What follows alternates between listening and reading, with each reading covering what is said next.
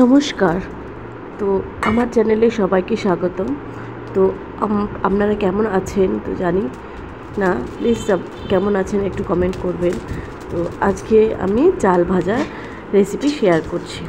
তো চালটাকে ভালো করে আগে জলে ধুয়ে নিতে হবে, ধুয়ে নিয়ে একটু সামান্য নুন মাখিয়ে রোদে দিয়ে রাখতে হবে।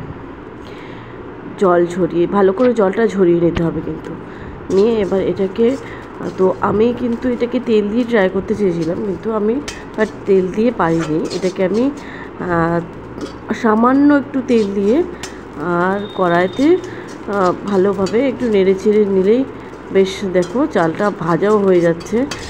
দেখো কত সুন্দরভাবে ভাজা হয়ে যাচ্ছে। খুব এটা খেতে খুব ভালো লাগে। জানি না কে কে খেয়েছো, কিন্তু এটা আমরা অনেক দিন আগেও খেয়েছি। তো ভাবছিলাম যে একটা কি করি, একটু চাল ভাজা করি। তা চাল ভাজাটা করলে খুব ভালো লাগবে খেতে। মুড়ি তো সবসময়ই খাই, কিন্তু এই জিনিসটা খুব কমই খাওয়া হয়, কিন্তু খেতে খুব দারুণ লাগে এই জিনিসটা। তো একবার আপনারাও এগুলো বাড়িতে ট্রাই করবেন যে কেমন।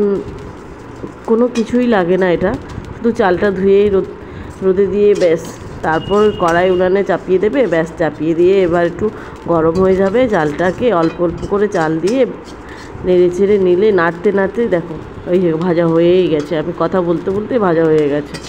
তো দেখো ভাজা হয়ে যাবে, বেশিক্ষণ লাগে না। তো এটা যে কেউ ট্রাই করতে পারে বাড়িতে। তো আমি ট্রাই করে দেখেছো কি দারুণ হয়েছে।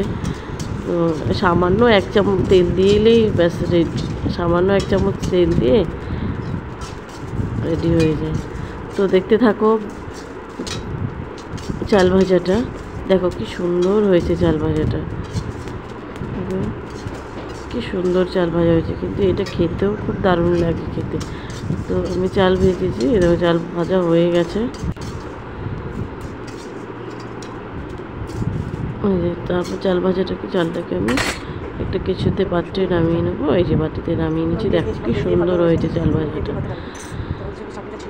তো আমি এবার কি করব, তো কিছুটা বাদাম এতে দিয়ে দেবো। বাদাম আর কারি পাতাও মিক্সড করা যায়, কিন্তু আমি কারি পাতাটা ইউজ করিনি।